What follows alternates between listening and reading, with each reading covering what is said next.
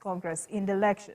Justice Emeka Nwotie of the Federal High Court in Abuja had in a judgment on September 30th, 2022, nullified the participation of Oyetola and Alabi in the governorship election on the grounds that their nomination forms were endorsed by an acting chairman of APC, who was also a serving governor of Yobe State, Mai Buni.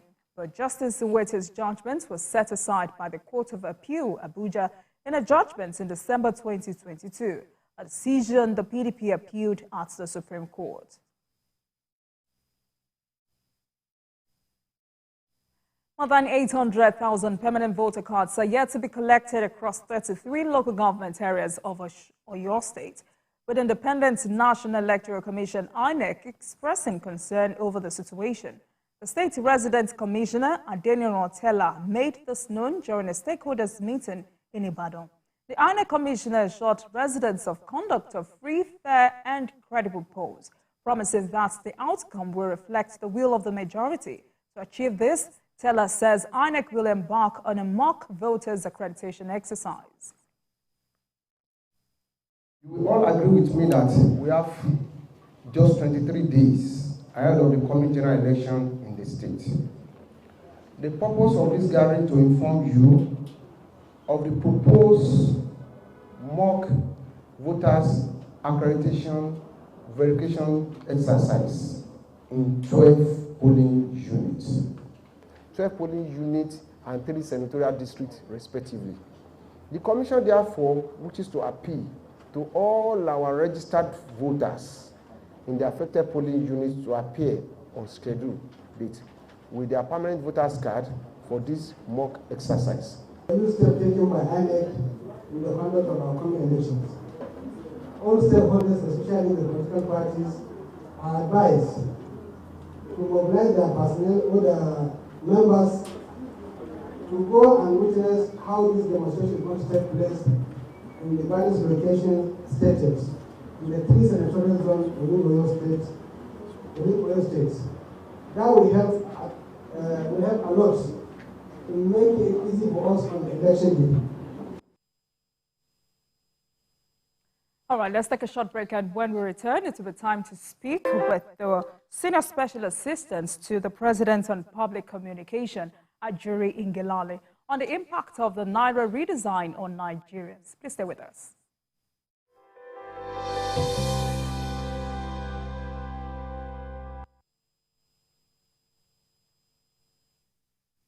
The headlines. And now to our interview with the guest of the day. I am now joined by the Senior Special Assistant to the President on Public Communication, Ajuri Ngelale, for discussion on the impact of the Naira redesign on Nigerians. Thank you very much for joining us, Mr. Ngelale. Good evening to you, my sister, and good evening to all of our viewers. All right. Now, let's quickly look at the impact of the Naira redesign on Nigerians. What's your take?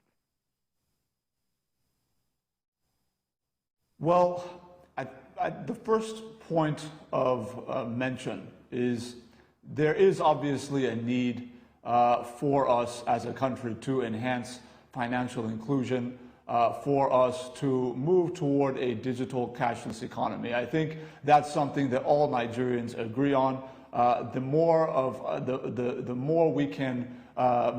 our citizens, the amount of our citizens that we can get banked will obviously have an impact on things like revenue generation, will have an impact on things like ensuring that in the case of an economic emergency, we can quickly reach the most vulnerable segments of our population quickly with the kind of digital transfers that you're used to seeing in developed countries. But with that said, it is obvious at this point to everybody that the implementation of the Naira redesign policy has been faulty, to say the least.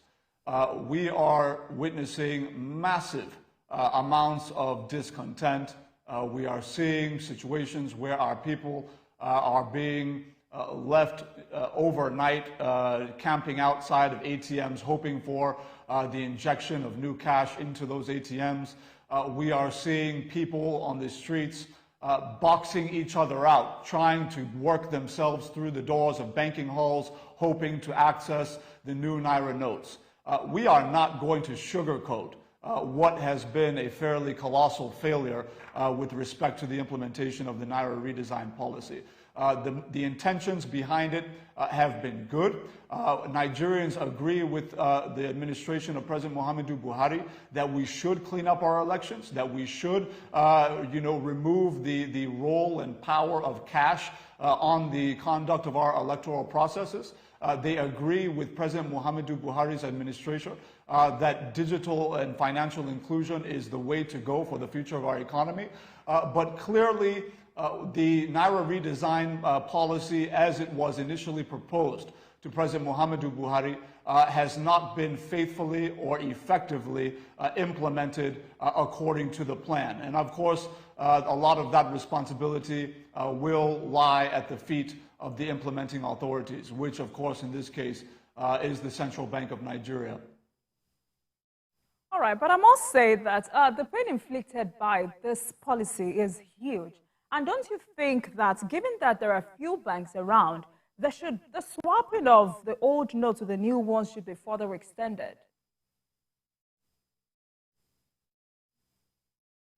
When we speak with Nigerians, I have an opportunity as the Senior Special Assistant to the President on Public Affairs to really engage with people. My job is not to give one side of the story. My job is actually to go out onto the street, to be on radio stations, to interact with our people live in real time, to ascertain what their feedback is on various policies, and to feed that back to the authorities. And ultimately, the feedback has been universal, that this policy has not been well implemented, and that there is a desire on the part of, I don't know that you can actually find a Nigerian right now, outside of maybe some interested political actors, who are saying that there should not be an extension, given the fact that around the country you're seeing the kinds of chaos and crisis that we're seeing. Look, let's be very clear, is the fact that in view of all of the massive suffering we're seeing, rural communities, you have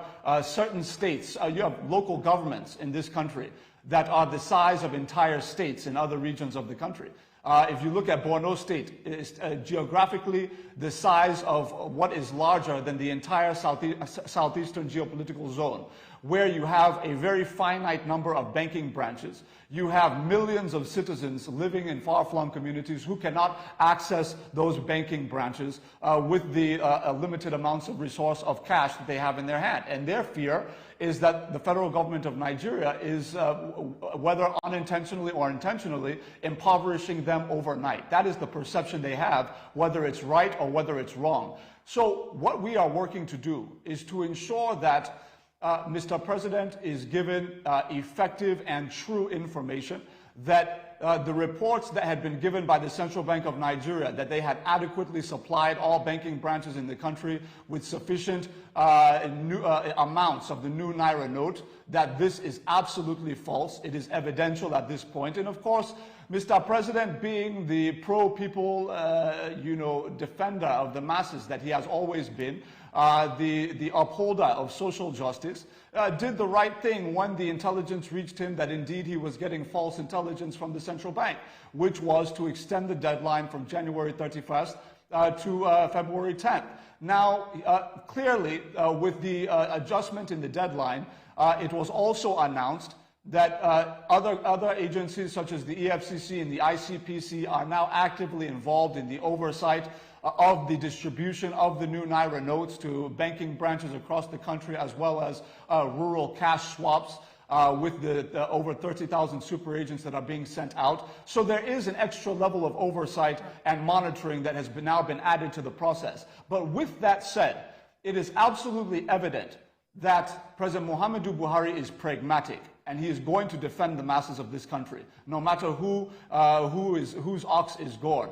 If he gets any intelligence that during the course of this 10-day extension window, that the wrong things have been done or the right things have not been done, that these new Naira notes have not been made available to the masses of our people across the urban centers and across the rural communities across the country, Mr. President has that option on the table of extending that deadline, and that will be left to his discretion. But certainly, it's going to be based on what he sees happening across the country over the next several days. Of course, we are heartened by the new information we received today from the central bank that now over-the-counter provisions of the new Naira notes will be made available to banking customers across the country up to the amount of 20,000 Naira per day. This is a good start. It does beg the question, though, why this was not in place at the very beginning of the implementation of this policy. Again, some of the issues that we are confronted with now as we assess the generality of what we're seeing in relation to the implementation of the Naira redesign policy are really the following questions. When the central bank came out on December 6th with its original press release, essentially stating that the new Naira notes would be available across banks and that the new withdrawal system, as we gradually transition into being a digital cashless economy, that the new withdrawal limits would be the following: 100,000 Naira per week for individuals and 500,000 Naira per week for businesses. That was the initial withdrawal limit that was announced by the central bank on December 6th. By December 21st, we now saw an amendment that said that Ngelale, any Nigerian citizen that goes into the bank and wants to Ngelale, withdraw the new I would Naira like notes, you to they can now do it to the thoughts. tune of 500,000 Naira. All right, I would like you to kindly hold your thoughts while we go for this quick commercial break, and we'll be right back.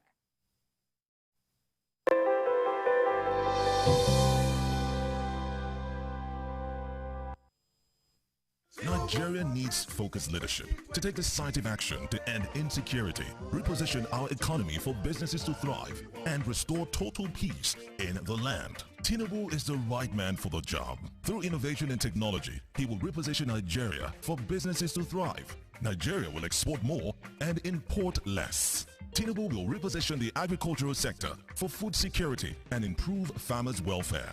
Electricity will be reformed for a brighter Nigeria. Health, education, and housing will be more accessible and affordable. Nigeria will be transformed into an entertainment powerhouse, a home of sporting achievement, and a renowned tourist destination. Tinubu's government will build a Nigeria where we prosper together. He has done it before, and he will do it again for Nigeria. For renewed hope 2023, vote Ashwaju Bola Ahmed Tinubu and Senator Kashim Shettima as President and Vice President of Nigeria. Vote APC.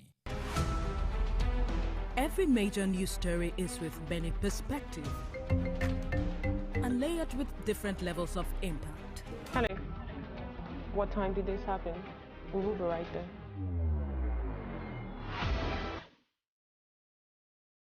At TVC News, we follow the big and major news, gathering the facts, witnessing the outcome. I am here live at the aftermath of the approval of the new national minimum wage. We are TV Station of the Year, not just for breaking news, but for being first, fair, and accurate. TVC News, first with breaking news. Every week, Green Angle, in partnership with Wild Aid, will bring you a documentary series on environmental issues affecting Nigeria's amazing biodiversity, from climate change, air pollution, and wildlife conservation. We will be traveling across Nigeria to give you on-the-ground report of the issues affecting our environment. It airs every Saturday at 4:30 p.m. only on TVC News. So, all in favor say aye. Those against no, the ayes have it. What do you know about the legislature, its role in governance, and as one of the three arms of government? Lagos Parliament is here to bring it to you as it is. Here to bring you every detail you need to know about the legislature in Africa's most populous city. On Lagos Parliament, you get a chance to meet the lawmaker of the week. Events are critically reviewed. You can also observe plenary in Yoruba language.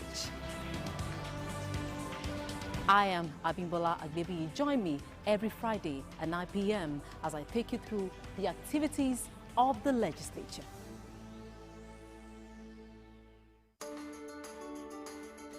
There is always more to a story than the screaming headline. The part of a story that is not told casts a shadow. It's like the part of an object that is not reached by light. On TVC News, I'm able to explore the many angles there are to a story, talking to stakeholders, asking the difficult questions, and digging for facts. I believe the viewers are able to make a better decision if they're well informed and understand not just a part, but the complete story. TVC News, first with breaking news. It's always a great morning on the TVC Breakfast Show. Thanks for joining us on TVC Breakfast. With the array of stories that matter and what's behind them. As you say, the first blow indicates the direction of government. Tell us what really is going on between your union and the federal government. Once it's generated, you don't use it, it's waste. We are not even sure whether we have a strategy for security. Are you saying that there was nothing wrong in that? Was he the one driving the taxi? Answer the question. Reveal your morning with all you need to know. Like yes, just mundane lyrics. Yes. How does that fit into your scheme of events or duties right now? No chief of staff, no general has the right to call a governor to order. The governor has been elected by his people. Start your day right, because this is the breakfast show that adds to your breakfast. TVC Breakfast, weekdays at 7 a.m. only on TVC News. The National Assembly is a busy place. As the bastion of democracy, it is a place where bills are presented, motions debated, laws made, and the yearnings of the people are laid bare. Come with us as we take you through the workings of the National Assembly. We take you through plenary, committee meetings, and probes, all to ensure smooth working of the democratic process.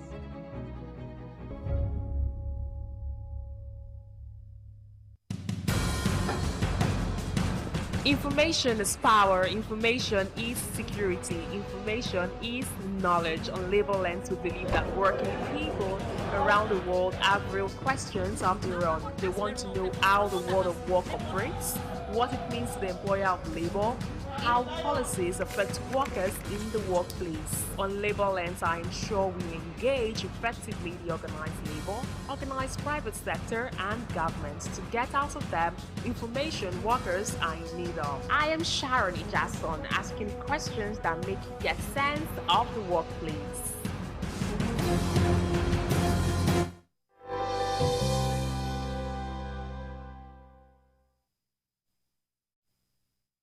From tonight, I have the Senior Special Assistant to the President on Public Communication, Ajuri Ngelale, for discussing the impact of the Naira redesign on Nigerians. Mr. Ajuri, now one question that has remained on the lip of every Nigerian, or almost every Nigerian, is why are we in a hurry? And why can't the CBN give a maximum of 6 months?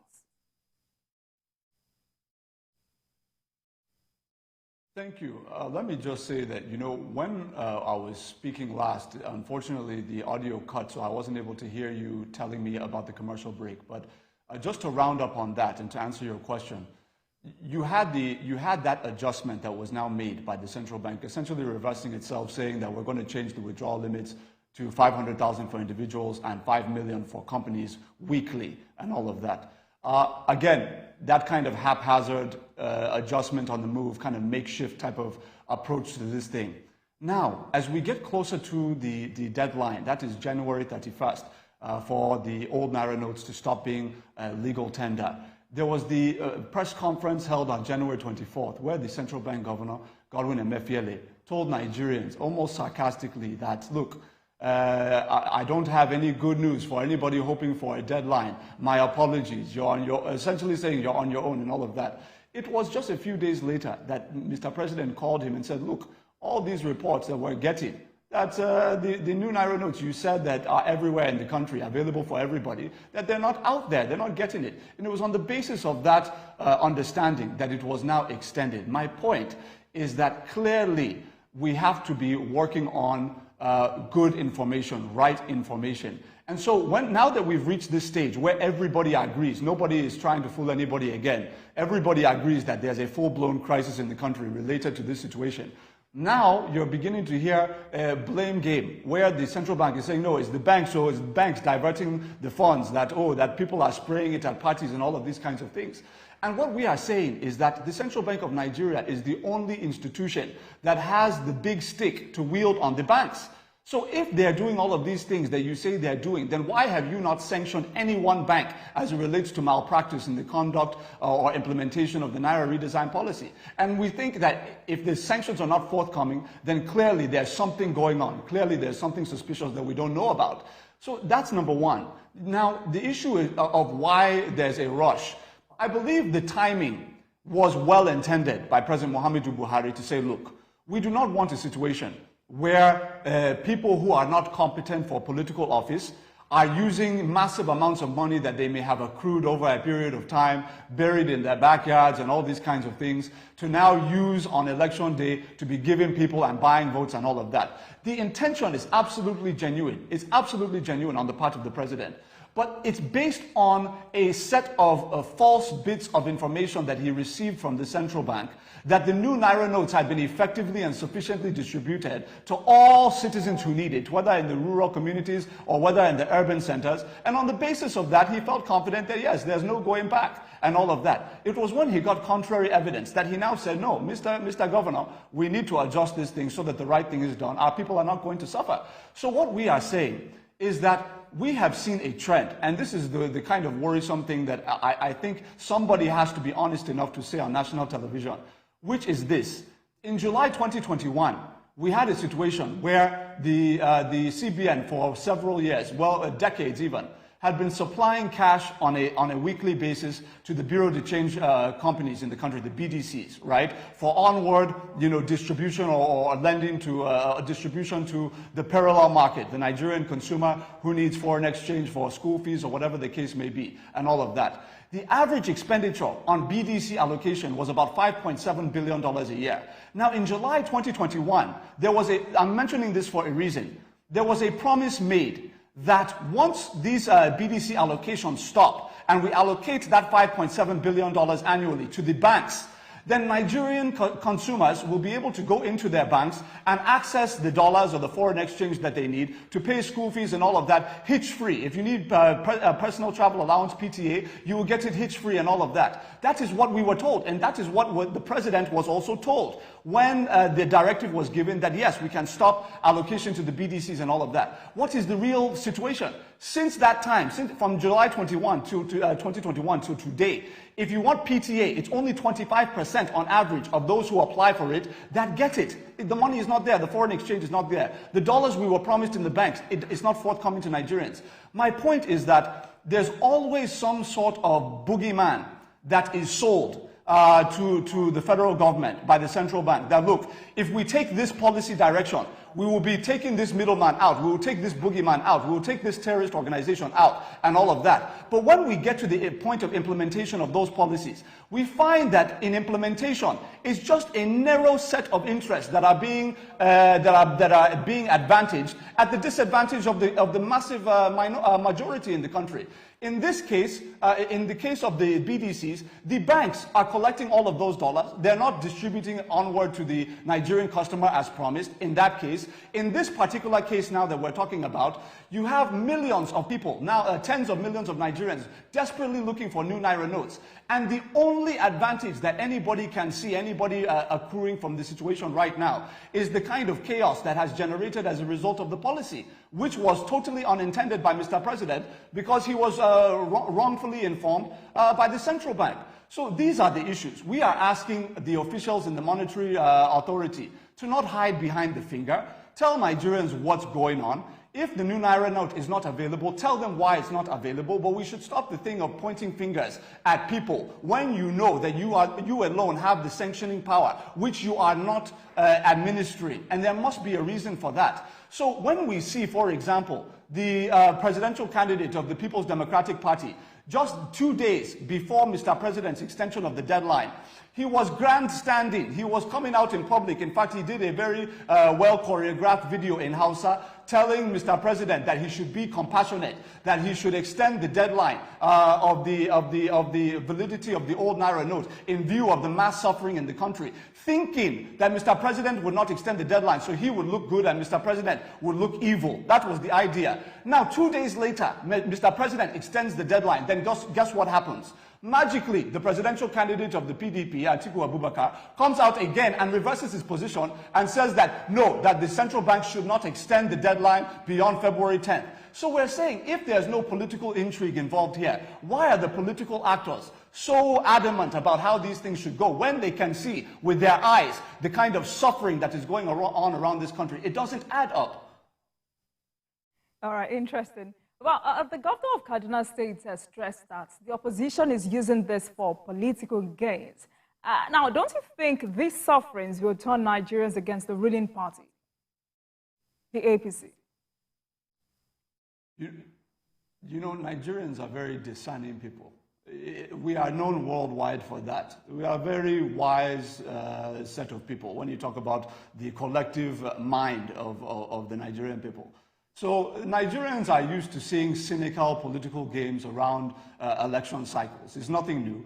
The only thing new here is that what is being used as a tool for manipulation to achieve some narrow end is the use of the nation's currency, which itself is unprecedented in the way that it's being used in this kind of political environment, in the political context that it's currently being used in.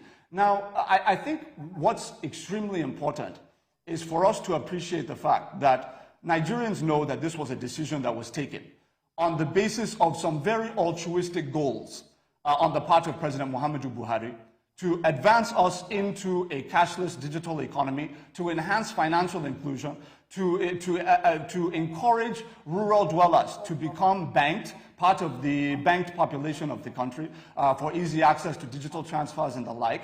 And all of these laudable objectives, and also to cut down on things like illicit terrorist financing through the mobilization of cash, and then, of course, the vote-buying aspect that we mentioned. The goals were very altruistic. The president is known. His actions have proven it over the course of 8 consecutive years now, and even date back to the 1980s when he was a former military head of state, that his intentions are good. He wants a sane and sanitized society where things work, where all Nigerians have equal opportunity to the opportunities available in our country, and all of that. Everybody knows that's the intention of the president. But what they also know is that there has been a tendency on the part of a group of people who feel that they have been able to identify a psychological pathway into the president's thinking, that if we can create a kind of a boogeyman, or we can create a narrative that by taking this action, we will be doing good for more people, doing good for most people, and we will be cutting off the bad people. By creating that narrative, they're able to get approvals for decisions that in implementation turn out to benefit the few people at the expense of the majority. And that is why I cited the 2021 July decision reallocating funds that were given to the BDCs to the banks, because the promise we were given is that we'll be able to access dollars. Till today, it has not freely happened. And then in addition to that, my sister, by not allocating that cash to the BDCs, what happened overnight? The parallel market, Naira to dollar rate, went from what we were used to paying, 500 Naira to $1. Most Nigerians had gotten used to that. As soon as they stopped that allocation and started giving that money to the fat cats in the banking industry, what ended up happening is we have what we have now, where it was moving toward 1,000 Naira per dollar, and now has receded back to 750 Naira to the dollar, right, where most Nigerians actually, access foreign exchange. So we say who is winning and who is losing in all of this, and clearly it's Nigerians that are losing. Why? Mr. Ajuri, let's quickly touch on some other issues while Nigerians get some clarity. Now, what is the relationship between Asiwaju Bola Ahmed Tinubu and President Buhari like? Why is the president not very visible at Tinubu's rallies? Now, this is one of the areas where I feel that there is truly a misperception. Yes, when we talk about the Naira redesign policy implementation, I have really gone through the issues. I think the last point I need to mention, this is very important. Nobody is talking about the fact that for the last several weeks, we have seen situations where mobile transfers in the country have been totally distorted. I've been doing digital transfers, normal mobile banking operations like everybody else in this country for over a decade. I have had I've had more returned authorizations on my debit card in the last 3 days than I've had in the last 5 years. People are complaining on the street that they cannot use POS, that it's defaulting, that they're being double charged and triple charged on purchases. They're having to queue up at the banks, rectifying all of the chaos that's going on, even with mobile money. I need to make that point because it's critical for people to understand that if we're having problems with the availability of the new Naira note, is it a coincidence that on the month of an election, we are seeing what we have not seen in over a decade in terms of the distortion of Nigerians being able to do just basic mobile transfers and using POS with their debit card? Why is everything so hard? Why is everything so frustrating? These are the questions that I believe others are better placed to answer. But to now respond to your next question about President Muhammadu Buhari's participation in the campaign, let me say very quickly that this has been one area where I think for some, Mr. President will never be doing enough. Because the truth is that he has tried. He is in the process of presiding over the affairs of an entire country. He's dealing with security threats. He's dealing with economic challenges ranging from the global economic trends, distortion of supply chains, rising inflation rates around the world, rising interest rates around the world, distortions in global food supply. He's managing all of that and still trying to maintain our currency value within the ambit of very limited revenues. And he's still achieving all he's doing in terms of infrastructure, social investment, all of the things that Nigerians have seen him do in railroad, bridge, airport, seaport, power plants, dams, and all of that. All well and good. In addition to that, he is the chairman of His Excellency Asiwaju Bola Ahmed Tinubu's presidential campaign organization. He has been actively involved. Some of the things that he does that are even most impactful are things that you don't see. When he's welcoming various stakeholders from across the country, farmers, traditional rulers, political leaders, welcoming them into the State House, really, making sure he's galvanizing all of the various segments of society to lend the same support to His Excellency Asiwaju Bola Ahmed Tinubu that he himself has enjoyed over the course of the last 8 years. He's doing that, but that one you will not be seeing in the newspaper, but he's doing it. Now, in terms of the visible one, as I speak to you, my sister, on Saturday, he's going to be in Nasarawa to support His Excellency Asiwaju Bola Ahmed Tinubu. On Monday, he's going to be in Katsina, live at that rally in Katsina. On Thursday, he's going to be in Sokoto to support His Excellency Asiwaju Bola Ahmed Tinubu. So the question is, if what he has been doing, going to the rallies, really mobilizing people together, organizing the campaign, making sure that things are aligned very well for the victory that we all know is coming, irrespective of the conspiracies that we see out there for His Excellency Asiwaju Bola Ahmed Tinubu, the president is doing his very best. And I think that is one thing in all of this that nobody can question. The motives and the altruism and the commitment of President Muhammadu Buhari in supporting the All Progressives Congress and supporting its presidential candidate, His Excellency Asiwaju Bola Ahmed Tinubu, who the president has gone on record as saying the APC is lucky to have as its presidential candidate. All right, thank you very much, Mr. Ajuri, for that clarity. I'm sure you understand that Nigerians need to know. Thank you very much for coming on Politics Tonight. As a Senior Special Assistant to the President and Public Communication, Ajuri Ngelale. Thank you so much once again. It's always such a privilege to be with you. Thanks for having me. You're welcome. All right, let's take a short break, and when we return, it will be time to speak with the former Deputy Governor of Ekiti State, Professor Modupe Adelabu, for discussion on the 2023 elections and politics in the Southwest State. Please stay with us.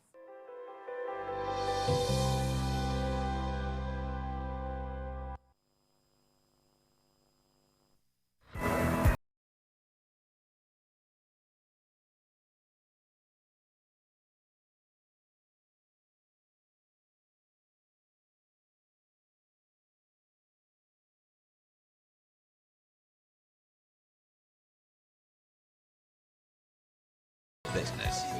Join us every weekend on Business Week.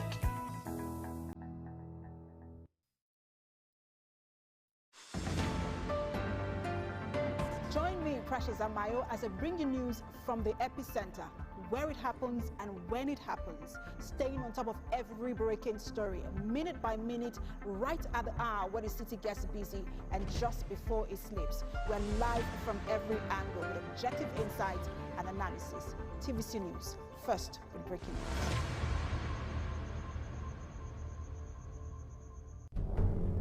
Every week, Green Angle, in partnership with Wild Aid, will bring you a documentary series on environmental issues affecting Nigeria's amazing biodiversity, from climate change, air pollution, and wildlife conservation. We will be traveling across Nigeria to give you on-the-ground report of the issues affecting our environment. It airs every Saturday at 4:30 p.m. only on TVC News. It's not your regular show. It's an online interactive session where we share my views on the everyday issues that cut across politics, security, health, current affairs, governance, and so much more. I am passionate about our country. I choose to support any conversation geared towards building a better Nigeria. I am Babajide Kolade Otitoju. Join me every Saturday on TVC News YouTube channel as I discuss Nigeria and the world at large on the show Issues with Jide.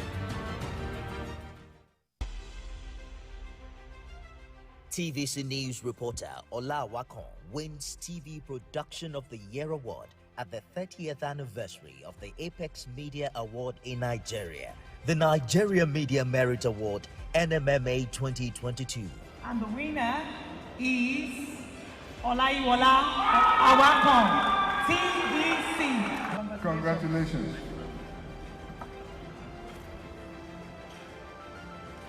Ola Awakon has distinguished himself with his unusual knack for impactful human angle and talent discovery special reports. And I thank the organizers of the Nigerian Media Merit Award for this and recognizing excellence in the media space. I'm just so excited. Congratulations, Ola Awakon, for this outstanding achievement.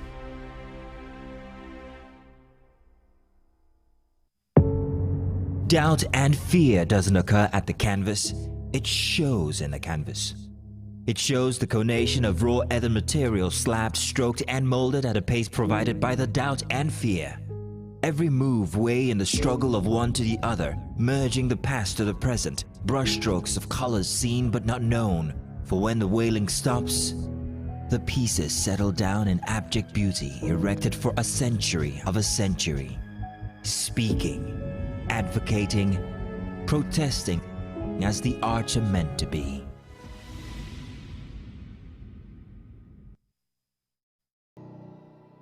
Never miss a moment. Instant breaking news from all over the globe.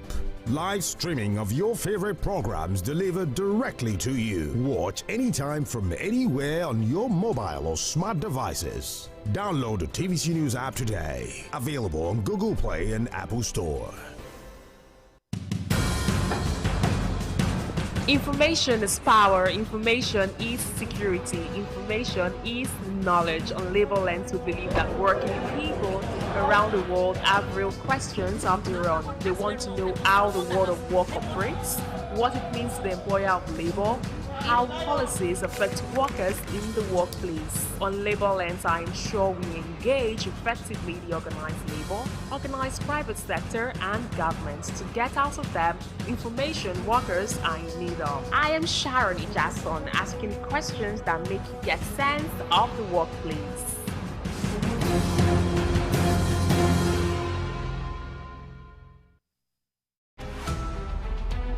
Every major news story is with many perspective and layered with different levels of impact. Hello. What time did this happen? We will be right there.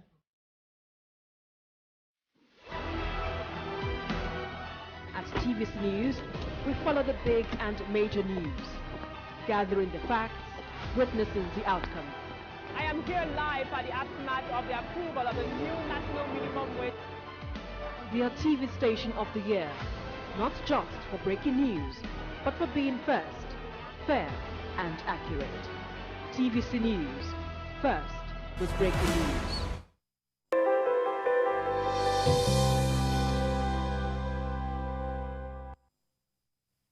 Welcome back. You're still watching Politics Tonight, digging beyond the headlines. And now to our interview with the guest of the day.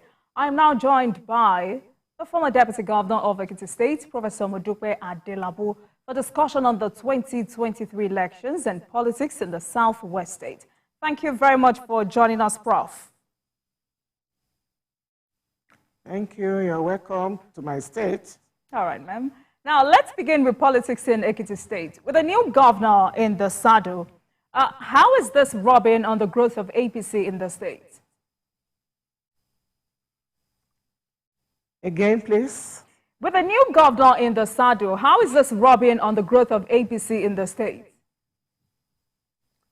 Well, the present governor in Ekiti State, Biodun Abayomi Oyebanji, popularly known as Bao, just mention Bao anywhere in the state, you will see the reaction of people. He's been able to work assiduously with full efforts, round the clock, to make sure that all his promises, the APC manifesto, is really manifested in Ekiti State. He spent 100 days in office about recently, and everybody can see. It's a matter of, if you can just open your eyes, you will see everything that he has done. And he's doing a lot. We love him. Ekiti loves him. Children love him. Adults love him. Market women love him, because they can see, they can feel his impact. And he's been able to continue the good work of Dr. Fayemi, and I'm sure he will go beyond what Fayemi has done. And as we can see in Ekiti State, we are all proud of him. We are happy to have him. The education industry is going on. Our roads have been mended, and people can now come to Ekiti State and sleep peacefully. There is security, and no fear of kidnapping, no fear of terrorism, no fear of attack. The economy is going on. People are trading well, except for the recent change in currency. Otherwise, Ekiti is at peace. It's at peace with him. Ekiti people, they are at peace with themselves, and we are happy to have him on the saddle.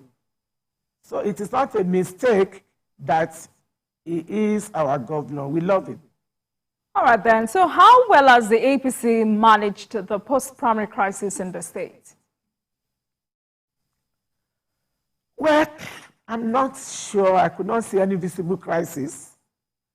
What would have been crisis after the primaries, after the election, the present governor, Abiodun Abayomi, is a bridge builder. He's been able to reach out to everybody. In fact, irrespective of parties, he's been able to reach out to APC people, PDP people, SDP, and he has reconciled a lot of people together. Those who hitherto have been unreconcilable have been reconciled. And because he's a typical Ekiti man, he's our own man with politics of Ekiti State. And he's been able to reach out to both the elites, non-elites, the young, the old, the politicians and non-politicians alike. So I think he's done a lot to make us feel that there's no crisis at all. All right, then. The APC presidential campaign will birth in Ekiti on Friday. How ready is the party for this rally? I can say we are more than ready. Ekiti State is in a joyous mood now. We are already celebrating the Jagaban of Africa, or the Jagaban of the world, I don't know. Some call him Jagaban of Africa. Some call him the Jagaban of the world. But for us, it's our Jagaban. Ekiti State is in a party mood. It's in a joyous mood. We are ready to have him. Since the beginning of the week, in fact, since last week, the governor and his team and quite a lot of people, they have been doing house-to-house campaign for APC, Tinubu and Shettima. They have been able to enlighten people and getting them ready for Jagaban, who will be here tomorrow. And some days ago, some of us, some members, were on the streets to kick the ball rolling. He had motorcade campaign. We went around the town. We had all campaigns. Both members of different campaign committees were on ground, and they have been preparing people that Tinubu is coming to Ekiti tomorrow, which is Friday, and they are ready to receive him. Young children, even school children, we saw some yesterday, 2 days ago, dancing to the music of Tinubu, waiting for him. The adults were waiting for him. Market women are waiting for him. Traders are waiting for him. Everybody's waiting for him. We are prepared. I'm sure the security in the state is ready. There will be no problem. There will be no violence. There will be nothing. We are ready for Tinubu. The streets are lit with placards, with banners of Tinubu and Shettima. Prof, you're a member of the APC Presidential Campaign Council in Ekiti State. How are you ready for this task? Well, I'm a member of the Presidential Campaign Committee. I'm the Deputy Director South of Trade and Economy with Senator Ararume as our director.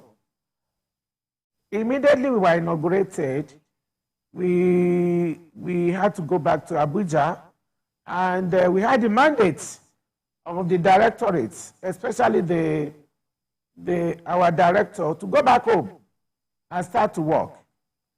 And as soon as we were inaugurated by him in Abuja, we went back to our different states. We started the mobilization from the Southwest. All of us in the Southwest, we had a series of meetings, how we can mobilize our people, especially, don't forget, we are for trade and economy. So we were burdened with those who are in charge of the economy of the country, with traders, with the yarlodgers, with artisans all across the country. But for us in Ekiti State, 3 days ago, our chapter was inaugurated, and you could feel our impact. You could touch our impact. We were all over the place. When we were being inaugurated, we invited a lot of traders. Market women were represented, trade union members were represented, outside community was represented. So everybody, we brought in everybody to tell them the gospel, about the gospel of Asiwaju, Tinubu, and Shettima as per economy of the country. We know Tinubu, we were able to tell them Tinubu is out there to give relief to traders, to school children, to adults, to everybody, so that our economy can improve. To give relief to them, to reform, to make sure that to reform the infrastructure, so that everything will be. Lastly, very soon, you will see that the whole state or the whole country will be happy to see what is going on infrastructure-wise. And it's a time for reform. It's a time for reform. He said that the APC government is ready to reform, and nobody will be left out. No section of the country will be left out. No section of the community will be left out. For us in Ekiti, we are aware that... All right, Prof, let me ask you this before we go. Let me have your take on this before we go. Do you believe that the ongoing fuel scarcity and Naira redesign are meant to curtail the chances of APC presidential candidates in the election? The fuel scarcity? Yes, the fuel scarcity and the Naira redesign. The Naira scarcity? Yes. To tell you the truth, we are not happy. The state, even the country, is on a panic mode. We thought that this shouldn't have happened at this time. Citizens are not unhappy because of the Naira change, but they are unhappy because of the timing. Definitely, it may affect our election negatively. However, because it is APC, because it is Tinubu Shettima, because people are aware of his records, of his track records, because we are aware that he can put things right. That is why we are waiting. We are waiting patiently, that we know that come February, when we vote him in, of course, before May, before he's sworn in, we would have been seeing changes, because he would have put together a formidable team that will change this country for good. Because for now we are unhappy. We hope this is not sabotage, and we are afraid. We think it is sabotage in the sense that since this APC government with Buhari at the saddle, we've had a tension-free Nigeria vis-a-vis petroleum supply. We've never had this type of queue since its inception. In the past 8 years, this is the worst that has happened, and it's a very, very bad timing. So we are not happy. I can say we are not happy. Nigeria is not happy. Market women are not happy. If you have money in the bank, you can't take it out. I must thank you very much, Professor Modupe Adelabu, for coming on Politics Tonight. I must thank you very much, Prof, for coming on Politics Tonight. Has been discussed the 2023 elections and politics in the Southwest state. Thank you very much for coming on Politics Tonight. Thank you, my dear. God bless you. All right, and thank you very much for watching. That marks the end of today's episode of Politics Tonight. But the conversation continues from here. Get in touch with us on Twitter at TVCNewsNG and at Olajumoke using the hashtag Politics Tonight. We are also on YouTube at youtube.com/TVC News Nigeria. Join us for the repeat episode at midnight and tomorrow for another edition of Politics Tonight. Digging beyond the headlines. I am Olajumoke. Never miss a moment. Instant breaking news from all over the globe. Live streaming of your favorite programs delivered directly to you. Watch anytime from anywhere on your mobile or smart devices. Download the TVC News app today. Available on Google Play and Apple Store. Kano State is not just the commercial capital of northern Nigeria. It is the seat of an ancient kingdom that has thrived for more than 1,000 years. It's home to people with a proud and glorious heritage, a dynamic and thriving state. Let's take you on a weekly ride through Kano to see how Governor Abdullahi Ganduje is making steady strides through infrastructure development, education reform, quality and affordable healthcare, urban rejuvenation, human capital development, and more. Kano Spotlight, Friday, 9:30 p.m. on TVC News.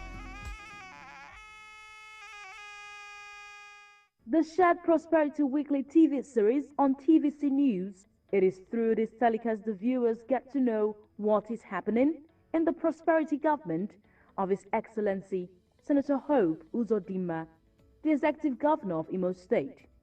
Through this program, all questions agitating the minds of citizens and residents of Imo State are answered in details with documentary evidence. Don't miss it. Keep a date with us every Sunday on TVC News by 9 p.m.